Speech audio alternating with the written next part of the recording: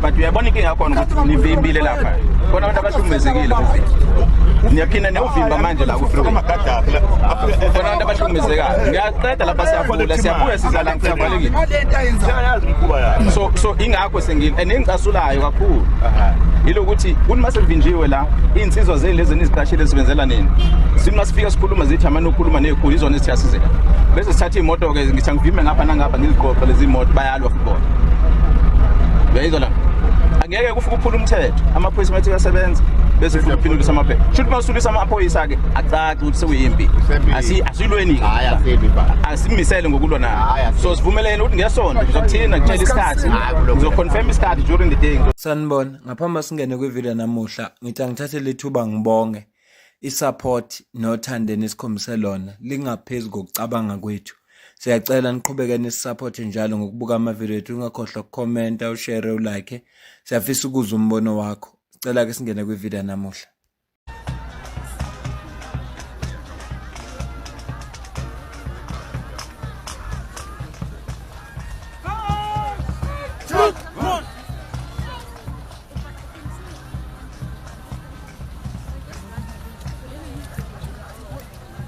Lesihlanu la ngomhla ka-13 kuMarch 2026 siyezabona ama-post la besazisa ukuthi uGeneral Mkhwanazi uzobe ehlangene nama-association angapha koStenga noMaphumulo. Siyazi-ke lawa ama-association abe nezimpi kuneminyaka lezi zimpi ziba khona kubulawana lapha ematekisini futhi zizindawo ezaziwayo ngezimpi.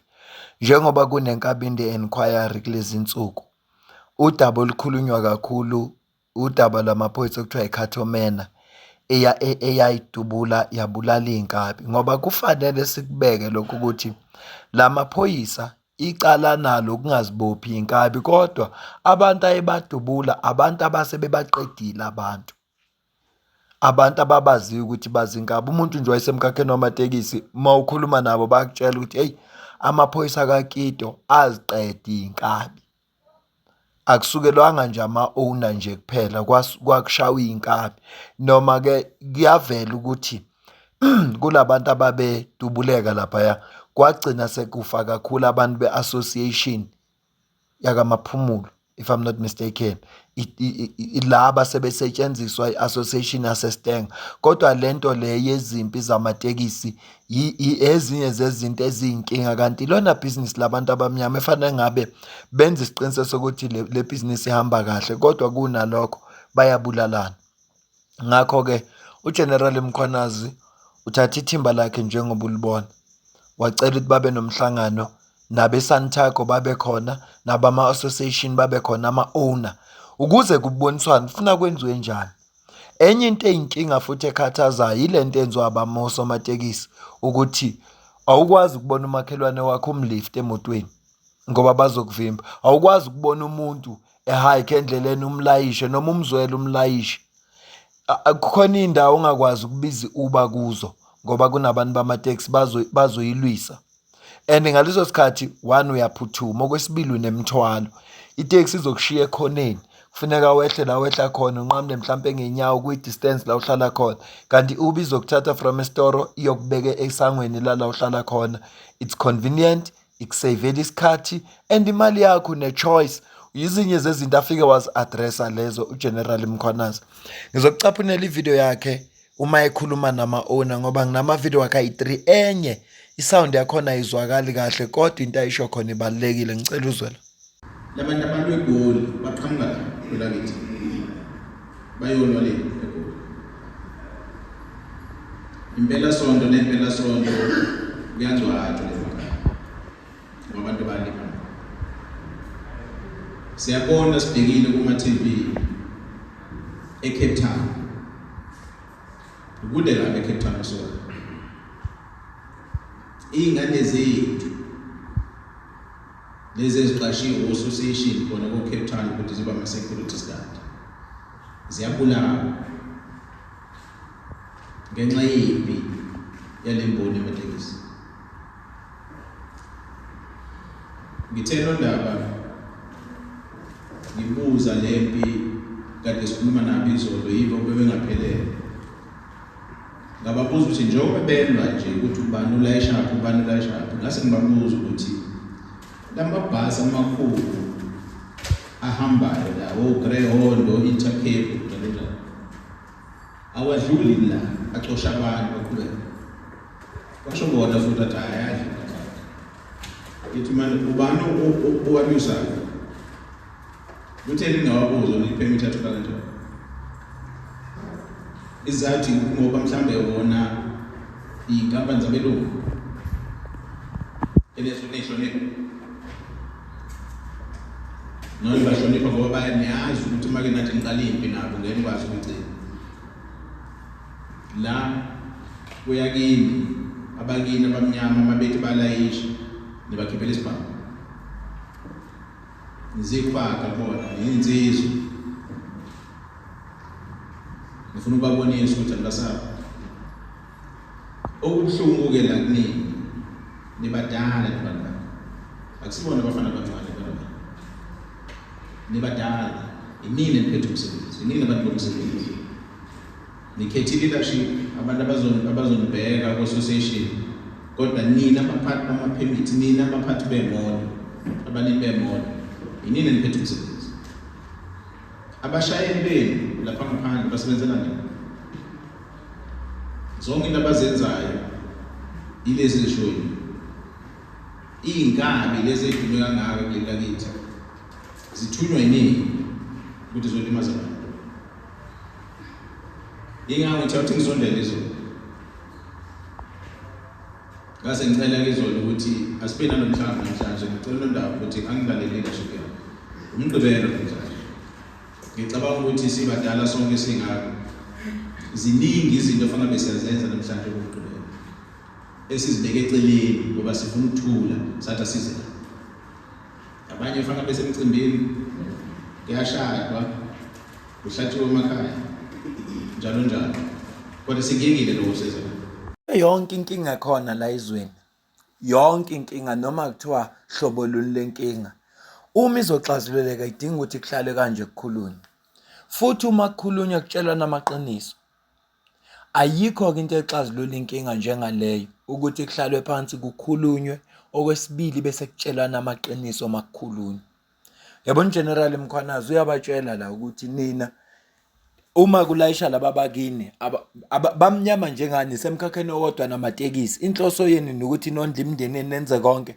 niyadubulana nezinsizwa kubo kodwa nazi inkampani zabelungu anizisukeli ngoba niyazi ukuthi uma ningase nisusele yampi leya ngeke nize niyimele ngakho-ke njengoba umsebenzi wabo njengamaphoyisa ukuthi kube ne-order kube nokuthula sekufuna manje bangenelele ngoba iyaqhubeka lento umkhakha wamatekisi umkhakha omuhle kabi kodwa ukhanda iy'ntandane ezingenasidingo khanda iy'ntandane nje unnecessary yingakho uGeneral Mkhwanazi ethathe leli xathu njengoba besho ukuthi sinezinto eziningi afana ngabe bazenzile imicimbi yehlukene ziningi izinto bonke abantu njengoba benomndeni nje mhlawumbe isikhathi sokuthi ube nomndeni kodwa ukhetha ukuthi asizeni la ngoba ekugcineni kosuku kufuneka kukhulunywe kuzwe neyisombululo ngale kwalokho kufuneka amaphoyisa exercise power yabo and-ke enye into efuneka uyazi akekho umuntu ayikho organization enamandla okulwa nestate istate sinalo ilungelo lokuphaka impi libhekise kuwe so amaphoyisa lawa uma bewathathe kancane bebuka ngokuthi ngoba amaphoyisa anelungelo amaphoyisa ukucela amasosha walekelele mayiqala le video ngifaka ama-unit ngafaka i-special task force hamba ne-NIU ama-unit lawa asesiphoyiseni nalawa ama-ETRT ama-unit lawa asesiphoyiseni kodwa angasebenzi kakhulu kulo mkhakha wokuxoxa uma kufike bona kuyacaca ukuthi bafikile ngoba istate sinalawo ma-resources nalawo mandla so igxathu lokuqala leli libalulekile ngoba yonke inkinga ekhona noma yiphi ixazululo ihlalwe phansi kanje kukhulunywe ngisho emndenini wakini uma kukhona ukungezwani kahle nanukana obani babulalana kodwa uma sekufuneka kulungiseke uma umuntu okholelwa into zamadlozi nezinhlambuluko kufanele kugcine nihlale phansi kwathiwa nithelelana amanzi ngisho nasemakholweni kufuneka kugcine kuthiwa siyabuyisana, siyaxoxa, siyaxolelana. I-reconciliation idlule ekuthenini kukhulunywe, abantu baxolela ngoba ngale kokukhuluma ayikho into exazululekayo. Cela uzwe la. Look, there's no one in South Africa that is allowed to do as they please without following the law. Everyone that is operating a public transport, it gets a permit or an operator's license from the Department of Transport. So if someone operates outside the perimeters of the authority given by the department, it is not a member of the public's role and responsibility to make sure that there's an enforcement of such by stopping that person. We discourage the type of behavior. People cannot take law into their own hands.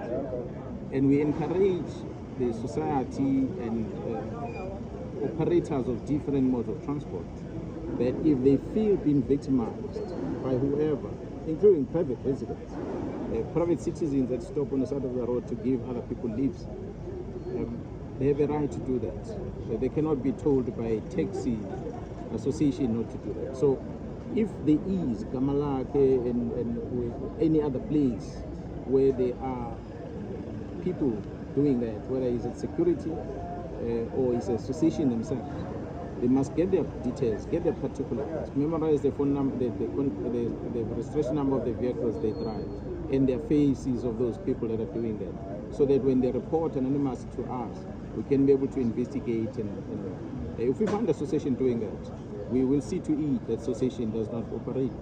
And any security company that is doing such things, they should not operate.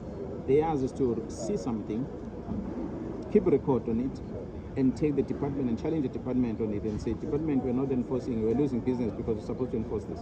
So if they feel that the department is still failing them, then they must go to court and seek some legal recourse on it. Because departments, they can be challenged legally, so. But it does not give you the right to take it to the street and go and enforce the law in the street, because you have no legal authority to do that as a taxi industry. Ngakho-ke akekho umuntu ovumelekile ukuthi uma wena ubona umuntu omaziyo usuyamlayisha, ovumelekile nje ukuthi afike azokuvimba ukuthi wena awunalungelo lokwenza lokho. Lokho kucizelwa General Mkhwanazi akekho. Futhi akekho umuntu ofuneka azithathele umthetho, kodwa kumantu bomphakathi uma bekwenza lokho, yinhle kabi into isimo esiphila kuso namhlanje social media. Ingakho abantu benama-dash cam, futhi ngiyaku-encourage ukuthi abantu uma bekhona ababe nawo bonke ama-dash cam, ukuze uma bekuvimba kwazi ukuthi bashutheke, njengoba besho ukuthi kufuneka uyi-report, noma ungayi-reporta anonymously, kufuneka i-reportwe, uthathe i-registration number. Yingakho amaphoyisa kungafanelanga abe namateksi ukuze ingabibikho i-conflict of interest. Sikhulumele ngaleyo nto leyo ey'nsukwini ezedlule kwividiyo esithathe engithi ayizwakali kahle kuyo, kodwa uma uyelalela siyazwakala. Ngicela uzwena. Ayifuna ulift, umuntu olift efuna ulift uzamnika ilift. Mayifuna ukugibela iteksi uzogibela iteksi, mayifuna ibhasi ufuna ibhasi. Akusiwena ozomtshela ukuthi ahambe.